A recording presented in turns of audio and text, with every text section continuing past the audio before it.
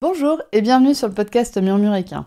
Moi c'est Audrey et tous les vendredis, je vous partage un maximum d'informations et de pistes de réflexion sur des sujets autour de la santé et du bien-être, autant équin qu'humain. L'objectif de ce podcast est de vous apporter de la sérénité et de la sécurité dans votre couple cheval-cavalier en vous permettant de gagner en compréhension du monde équin sans jugement, mais surtout avec une bonne dose d'humour, de bonne humeur, de passion et d'ouverture d'esprit. Bonne écoute! Bonjour à toutes et bienvenue dans ce nouvel épisode du podcast Murmuréquin. Aujourd'hui, je vais vous parler un petit peu travail du cheval. Alors c'est quelque chose que j'ai pas l'habitude de faire dans ce podcast et en général tout court, parce que mon domaine d'expertise c'est le cheval et c'est pas l'équitation. Donc je préfère laisser toute la partie travail du cheval, équitation, etc. à d'autres personnes. Mais j'ai quand même envie de vous transmettre certaines choses, et notamment parce que j'en ai discuté avec des amis. Ils m'ont posé des questions et quand je leur ai donné les réponses, elles m'ont dit « Ah ouais, tu fais comme ça et c'est tout ? Et ça marche ?» Donc je me dis qu'il y a peut-être quand même quelque chose à aller chercher, et c'est ce que je vais vous présenter aujourd'hui. Avant de vous présenter ma manière de monter aujourd'hui, il faut que je vous présente un petit peu plus Whisper, donc mon cheval, et celui qui me pose des problèmes dans l'équitation et des problèmes physiques, donc des problèmes de santé. Il faut savoir que Whisper, il est porteur de PSSM, donc il est atteint de PSSM et il n'en guérira jamais. Je vous invite à écouter l'épisode 6 de ce podcast pour tout savoir sur la PSSM. Whisper, il est aussi déclaré naviculaire. Donc pour tout savoir sur le naviculaire, je vous invite à écouter l'épisode 47 de ce podcast. Il a aussi fait des fourbures, ça il me semble que c'est l'épisode 12 du podcast. Alors il en a fait une, je croise les doigts, il m'a fait une fourbure. Toujours est-il que j'en parle dans l'épisode 12 de ce podcast. Et il a également fait des atteintes tendineuses. Et ça, je vous en parle dans l'épisode 98 sur les tendinites. Donc vous voyez que Whisper, il y a quand même un petit passif médical. Il y a aussi que j'y suspecte de l'arthrose. Un jour, j'aurai l'argent pour y faire les radios et j'irai lui faire plein de radios, mais toujours est-il que ça change pas grand-chose à ma manière de monter. Et donc du coup, Whisper, vous voyez, il a quand même un certain passif médical. Donc Whisper, en gros, en 2019 ou 2018, je sais plus exactement, je m'étais dit, de toute façon, c'est foutu, ce cheval, il va rester à la retraite, j'en ferai plus rien. Il va vivre sa vie de petit cheval tranquille, pépère, dans son pré, et il va être très très content avec ça. Sauf que Whisper, il a pas été très très content avec ça. Il a pas été très très content avec le fait de rester dans un pré à rien foutre. C'est-à-dire que ça lui a convenu pendant 1 an, et je pense qu'il avait vraiment besoin de cette année pour se redécouvrir lui aussi en tant que cheval et redécouvrir ce que lui était capable de faire. Mais toujours est-il qu'à partir de 2020, Whisper, il a montré de l'envie de retravailler, de l'envie de partager des choses avec l'humain, plutôt que de travailler. Il a montré de l'envie de partager des choses avec l'humain. Il avait envie de partir en balade. Quand je venais au pré, il voulait sortir. Il voulait interagir. Il voulait plus de stimulation mentale. Et une manière assez simple d'apporter plus de stimulation mentale à un cheval, c'est par ses interactions avec l'humain et notamment par le travail. Sauf que là, c'était moi qui avais un problème. C'est-à-dire que je me disais, ah ok, il a envie de travailler. Allez, on y va, on part en balade. On partait en balade, je rentrais, le lendemain il était boiteux. Bon, voilà. Je me disais, bon ok, on a peut-être fait un peu trop, c'est pas grave, on attend qu'il arrête de boiter, souvent on fait venir le vétérinaire en même temps, ça me coûte des frais. Donc bon ok, la balade c'est un peu trop. Ok, et c'est pas grave, il arrête de boiter, il remontre de l'intérêt à vouloir être avec l'humain. Je me dis ok, on va juste faire du travail à pied quand même parce que c'est moins physique. Et je fais ma séance de travail à pied, rebelote, il boite. Le lendemain, il est boiteux. Comme ça, j'ai réessayé plusieurs fois de travailler Whisper, de le remettre au boulot, vous voyez ce que je veux dire, je pense que vous connaissez l'expression, mais de le remettre au travail, et à chaque fois ça se finissait de la même manière, c'est-à-dire qu'il finissait par boiter très rapidement. Au mieux, j'ai réussi à le remettre au travail, genre 8, 10, 15 jours max. Je crois qu'au maximum, allez peut-être, le mois d'octobre 2021, il a été pas mal, c'est-à-dire que j'ai réussi à le travailler pendant 3 semaines avant qu'il reboite. C'est épuisant en fait, c'était épuisant pour moi, c'est-à-dire que tout ce que je faisais avec mon cheval, je le faisais boiter, en plus on parle pas des frais vétérinaires, et c'était très frustrant parce que j'avais un cheval qui avait envie et moi je savais pas comment faire. Je savais pas comment faire pour le travailler, pour lui offrir sa stimulation mentale sans le faire boiter. Bref, toujours est-il que les moments passent, et en septembre 2022, donc il y a 6 mois, au moment où j'enregistre ce podcast. Il y a 6 mois, je me suis dit, bon, ok, attends, là, Audrey, ton cheval, il a trop de pathologies, il va bientôt avoir 15 ans. Ces pathologies vont pas aller en s'améliorant, et le fait de ne pas le travailler, de ne pas le stimuler, de le laisser juste dans son pré à faire sa vie, ça va empirer ses pathologies. Je suspecte de l'arthrose. L'arthrose est énormément aidée par le mouvement. Je me dis, en fait, il va juste se dégrader encore plus vite. Donc, à un moment donné, moi, il faut que je fasse quelque chose pour que son état physique se dégrade le moins vite possible. J'ai bien conscience que son état physique, vu toutes ces pathologies, va s'aggraver et que je vais avoir du mal à améliorer son état physique. Ça, c'est ce que je pensais au mois de septembre. Mais donc, je me disais, oui, mais il faut que tu ralentisses en fait quand même la progression de ces pathologies, il faut que tu ralentisses la progression du naviculaire, il faut que tu ralentisses la progression de ces tendinites, il faut que tu ralentisses potentiellement l'évolution de l'arthrose. Voilà, c'est tout ce que je me suis dit, et je me suis dit, bon ok, alors sors-toi les doigts du cul. Ouais, ok, je l'ai dit, c'est peut-être pas ouf, mais je me suis dit, vas-y, bouge-toi les fesses, Audrey, ça c'est un peu mieux, mais bouge-toi les fesses, parce que là, il va falloir que t'aides ton cheval à bien vieillir. Et donc, il va falloir que tu le travailles. Et je l'ai travaillé. Et là, ça fait donc 6 mois que Whisper est retravaillé régulièrement, sans arrêt. C'est-à-dire qu'il n'a pas eu d'arrêt. S'il y a eu 8 jours où je me suis un petit peu merdée, mais il a été irrégulier que pendant 8 jours. Il a boité que 8 jours en 6 mois. Et c'est exceptionnel chez Whisper, je vous assure. Mais il s'améliore énormément. Et là, le gros truc qu'il y a eu, le truc qui m'a fait me prendre conscience qu'en fait, c'est peut-être génial. Il y a une copine qui est venue et qui l'avait pas vu depuis 1 an. Elle l'avait pas vu, Whisper. Et elle est venue et elle m'a dit, mais en fait, il bouge beaucoup mieux. Il a envie, il propose des choses. Qu'est-ce que t'as fait? Qu'est-ce que t'as fait? Oui, je l'ai travaillé et j'ai juste fait une seule chose. C'est-à-dire que j'ai écouté ces signaux de douleur. C'est juste ça que j'ai fait. Alors maintenant, je vais vous présenter les signaux de douleur d'un cheval monté. Je vais rendre à César ce qui est à César, ou plutôt je vais rendre à Sue Dyson ce qui est à Sue Dyson. Sue Dyson est une vétérinaire qui a fait des recherches, qui est chercheuse aussi, et qui a établi l'éthogramme de la douleur chez le cheval monté. J'invite à faire la recherche en anglais. C'est, il me semble, Pain Ridden Ethogram for Horses, quelque chose comme ça. Si vous tapez Pain, Ethogram et Horses, vous devriez trouver quelque chose. Et toujours est-il qu'elle a fait cette recherche et donc elle a montré qu'il y avait 24 signes qui étaient très très souvent repérés chez les chevaux et que au-delà de 7 signes qui étaient montrés chez un cheval, on pouvait dire que ce cheval était en douleur au moment du travail. C'est ça l'idée. Donc il y en a 24 qui sont très courants, il y en a bien évidemment d'autres, mais elle en a ciblé 24 qui étaient les plus courants. Et si votre cheval montre 6 ou plus de ces symptômes, vous pouvez partir du principe qu'il a mal. 6 ou plus de ces comportements. C'est pas des symptômes, c'est vraiment des comportements, c'est des choses que le cheval fait qui montrent qu'il est en douleur. Donc maintenant, on va voir vite fait ces 24 signes. Je suis désolée, ça va faire un peu liste de courses, mais c'est très intéressant de voir les 24 signes et de se dire à quel point, en fait, on a l'habitude de voir ces signes et qu'on les écoute pas du tout. Le premier signe, c'est un changement de position de la tête, c'est-à-dire le cheval qui est en position haute, position basse, répétée, et qui est pas en rythme avec le trot. Donc pour un cheval en trot, qui lève et qui descend la tête, qui en sens, on pourrait dire, et pas en rythme avec le trot. Le deuxième signe, c'est la tête qui est inclinée sur le côté. Soit de manière continue, soit de manière répétée. Donc vous voyez le cheval qui met un peu la tête sur le côté, c'est-à-dire que la ligne entre ses yeux et son museau n'est pas perpendiculaire au sol. Le troisième signe, c'est un chanfrein qui est à plus de 30 degrés devant la verticale, pendant 10 secondes ou plus. C'est les chevaux qui vont fuir le contact en levant la tête excessivement. Le quatrième, c'est le chanfrein qui est à plus de 10 degrés derrière la verticale pendant 10 secondes ou plus. C'est en fait du roll court.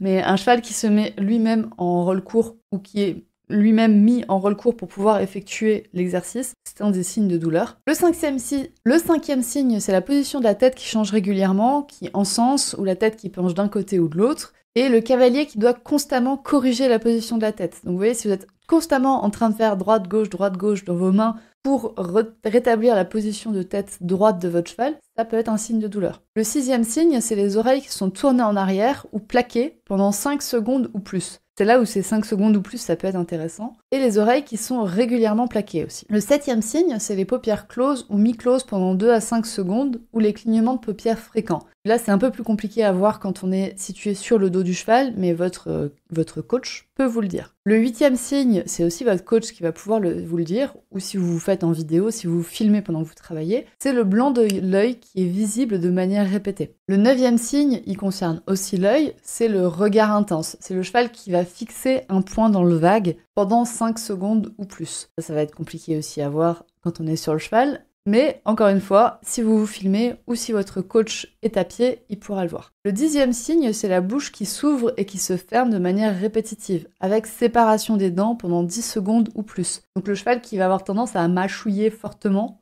son mort, ça c'est un signe de douleur. Le 11e signe, il est aussi au niveau de la bouche, c'est la langue qui est visible, ou qui pendouille dehors, ou qui rentre et qui sort de la bouche de manière répétée.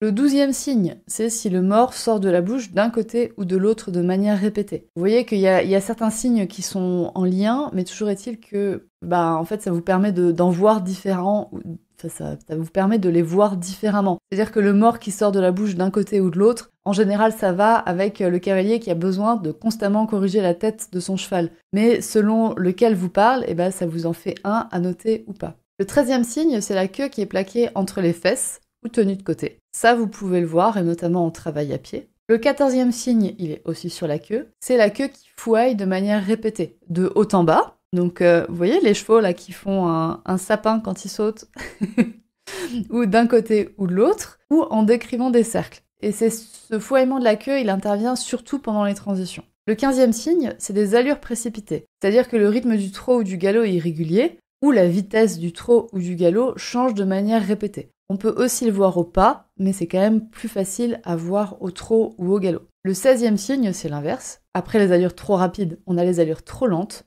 ou un trot qui est passager sans être demandé. Donc le cheval qui marche beaucoup trop doucement, ça peut être un signe de douleur. Le 17e signe, c'est les postérieurs qui ne suivent pas la trace des antérieurs, mais qui se dévient sur la gauche ou sur la droite. Donc ça va vous donner du trot ou du galop à 3 pistes, et ça aussi on peut le voir sur du pas. Donc quand le postérieur ne se pose pas dans la trace de l'antérieur, mais qui se pose un peu à côté ou un peu derrière, un peu à gauche ou un peu à droite, ça peut être un signe de douleur. Le 18e, c'est un changement de pied fréquent au galop, de devant ou de derrière, et donc du galop désuni. Le 19e signe, c'est un changement spontané, donc pas à la demande du cavalier, d'allure, c'est-à-dire un cheval qui prend le galop depuis le trot ou qui retombe dans le trot depuis le galop sans que vous lui ayez demandé. Le 20e signe, c'est un cheval qui trébuche plus d'une fois. Donc ça peut être les sabots antérieurs qui vont trébucher ou les sabots postérieurs qui traînent au sol. Les sabots postérieurs qui traînent au sol, pour le voir, c'est plus facile quand c'est dans une carrière en sable, c'est-à-dire qu'il va y avoir des petites projections de sable. Ça, c'est le posé du postérieur qui se fait pas correctement et le postérieur qui traîne au sol. Le 21e signe, c'est le changement de direction soudain, contre la demande du cavalier. Enfin, bien évidemment, si c'est vous qui lui demandez un changement de direction et qu'il l'exécute, c'est bien. Mais si c'est contre votre demande, ça peut être un signe de douleur. Et le cheval qui sursaute également, c'est un changement de direction soudain qui n'est pas fait à la demande du cavalier. Et ça peut montrer un signe de douleur. Le 22e signe, c'est une difficulté à se mettre en avant. Donc des chevaux qui se traînent, des feignasses, comme on a l'habitude de les dire, mais où il faut beaucoup de talons, il faut beaucoup les encourager verbalement, ou des chevaux qui stoppent spontanément, ça peut être un signe de douleur. Le 23 et le 24e, on a plus l'habitude. Le 23e, c'est le cabré, et le 24e, c'est la ruade, ou un coup vers l'arrière d'un ou de deux postérieurs. Vous voyez que ces signes, ils sont à prendre avec des pincettes, c'est-à-dire qu'un seul signe, c'est pas forcément un cheval qui a une douleur. Par contre, si vous avez plusieurs signes, et notamment plus de 6, 7, 8, là, ça peut montrer que votre cheval est en douleur, sur l'exercice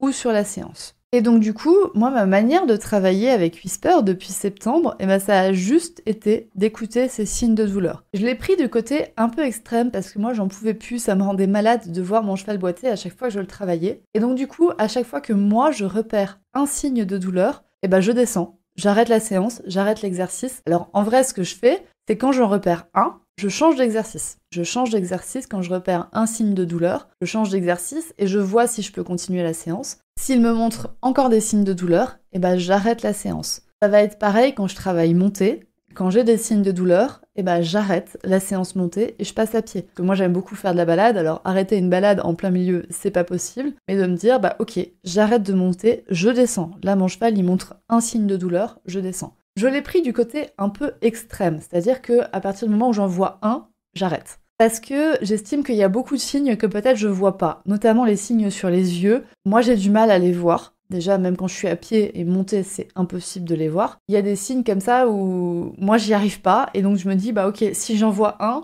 je pars du principe qu'il m'en a certainement montré d'autres.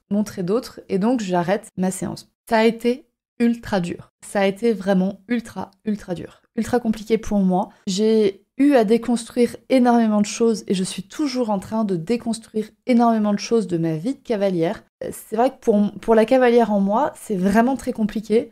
Ça a demandé un énorme travail sur moi pour me dire ok, bah en fait, ça c'est un signe de douleur. Donc maintenant tu l'écoutes. Et vraiment, ça a généré énormément de frustration chez moi. Donc je me suis fait accompagner en sophrologie. Merci Fanny, si tu passes par ici, tu as été géniale.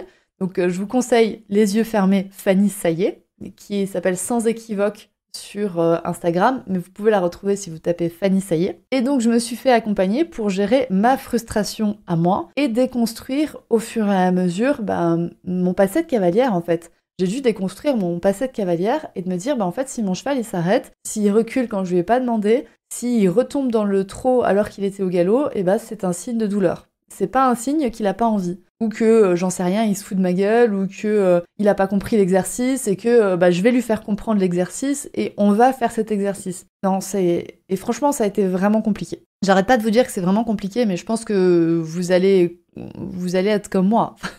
Je pense que soit vous êtes déjà passé par des étapes comme moi, ou alors vous allez peut-être y passer. Mais c'est vrai que c'est très très compliqué de déconstruire tout ce qu'on a en tant que cavalière. Et maintenant, ça fait 6 mois donc que je travaille Whisper avec ce principe de quand je vois un signe de douleur, j'arrête l'exercice et potentiellement j'arrête la séance. Et ça fait 6 mois et c'est toujours compliqué.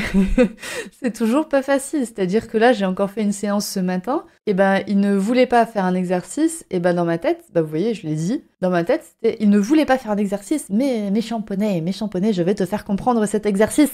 Et j'ai dû faire mes petits exercices de respiration pour me dire calme-toi Audrey, ce n'est pas qu'il ne veut pas, c'est peut-être qu'il ne peut pas physiquement. Donc calme-toi, redescends. Et tu vas arrêter la séance là. Donc tous mes objectifs à moi, parce que je suis quand même quelqu'un qui est assez compétitrice, c'est-à-dire que j'ai besoin d'objectifs et je me défonce pour réussir ces objectifs. Et tout mon objectif à moi, quand je fais des séances maintenant depuis septembre, mon objectif c'est de repérer les signes de douleur. Et c'est ça que je me suis mis comme objectif, c'est repère tes signes de douleur. Et donc ça fait 6 mois que je travaille là-dessus. Et j'en suis encore pas à la moitié. Hein. Mais toujours est-il qu'en 6 mois, il y a eu des résultats de dingue sur Whisper. C'est-à-dire que sa locomotion s'est améliorée de fou furieux. Je veux dire, il marche, il trotte, il galope, il y a de moins en moins de signes d'irrégularité chez lui. Il arrive à faire des mouvements qu'il n'arrivait pas à faire avant. Ses déplacements possibles sont vraiment énormes maintenant. C'est-à-dire qu'avant, il avait vraiment de mal sur les cercles, sur tout ce qui était un peu serré. Et c'est normal avec le naviculaire, et maintenant, il arrive à me faire des jolis demi-tours sur les hanches, et je me dis pas, oh là là, peut-être qu'il va boiter demain.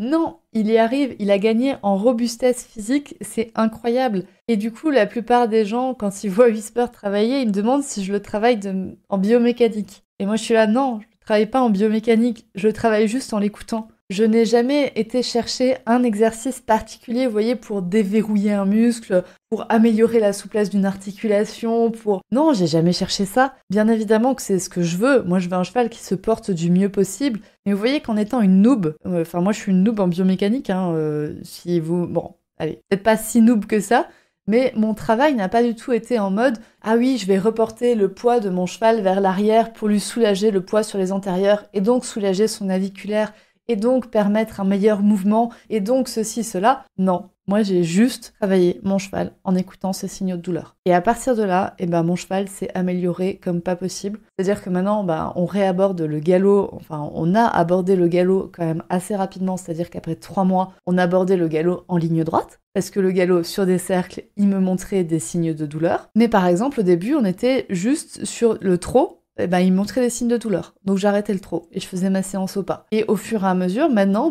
on est sur des slaloms au trot. Donc vous voyez, on est passé à un cheval qui ne veut pas trotter en ligne droite, parce qu'il ne peut pas trotter en ligne droite parce qu'il me montre des signaux de douleur. Et juste en faisant ce que mon cheval est capable de faire au moment T, de lui-même, ça a augmenté ses capacités physiques. Donc juste en écoutant mon cheval, en fait. Voilà. Mais ce juste, je sais qu'il est entre gros guillemets parce que c'est énorme. Moi, je me rends compte de tout le travail que j'ai eu à faire sur moi. Donc ce juste, il est énorme, il est très compliqué.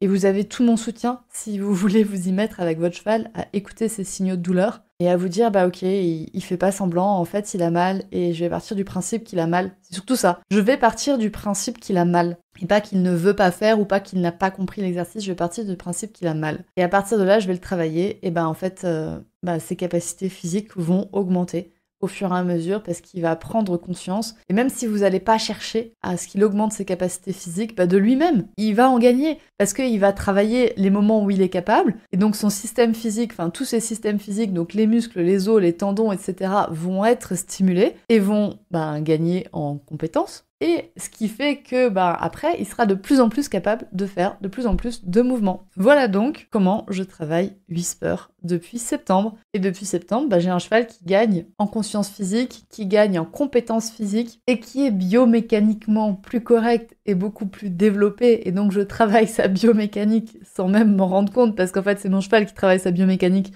Moi, je travaille ma frustration. Donc moi, je travaille ma frustration, mon cheval travaille sa biomécanique tout seul, et du coup, il gagne en compétences physiques. J'ai un cheval qui est beaucoup mieux dans son corps, et qui est beaucoup mieux au travail, et qui évolue constamment au travail, juste en l'écoutant. Voilà donc comment je travaille mon cheval. J'espère que cet épisode vous aura donné des pistes pour le travail de votre cheval, et notamment de votre cheval s'il a des pathologies, ou s'il a eu des pathologies, ou il aura peut-être des pathologies, et donc vous penserez à moi et vous viendrez réécouter cet épisode, et de comment est-ce qu'on augmente les capacités physiques de son cheval sans chercher à les augmenter directement. J'espère que cet épisode vous a plu. Si c'est le cas, n'hésitez pas à venir me le dire sur le compte Instagram @murmure.animal.shiatsu. Je serais ravie d'avoir vos retours d'expérience. Et n'hésitez pas non plus à partager cet épisode autour de vous, en story sur Instagram, sur des groupes Facebook ou n'importe. C'est le genre d'épisode à partager qui m'aide énormément et qui aide à faire grandir ce podcast. Donc si vous voulez aider à faire grandir ce podcast, partagez cet épisode à quelqu'un que vous connaissez ou à plusieurs personnes que vous connaissez plus ou moins. Sur ce, je vous dis merci beaucoup pour votre écoute et à très bientôt pour un nouvel épisode. Bonne journée. Et voilà, c'est la fin de cet épisode du podcast Murmuréquin. J'espère que cet épisode vous a plu. Si c'est le cas, n'hésitez pas à venir me le dire sur Instagram ou par mail. Vous pouvez aussi partager l'épisode à une personne qui veut en apprendre plus sur les chevaux. Et si vous avez envie de soutenir un média qui a comme ambition de propager le savoir au plus grand nombre et ainsi d'améliorer la vie de nos compagnons à crinière, vous pouvez le faire dès aujourd'hui en faisant un don sur le compte Tipeee du podcast Murmuréquin. Je vous laisse donc le lien de mon compte Tipeee dans la description de cet épisode et je vous remercie au plus profond de mon cœur si vous m'aidez dans le projet fou de ce podcast qui est de rendre le savoir équin toujours plus accessible pour tout le monde. On se retrouve vendredi prochain pour un nouvel épisode. À bientôt!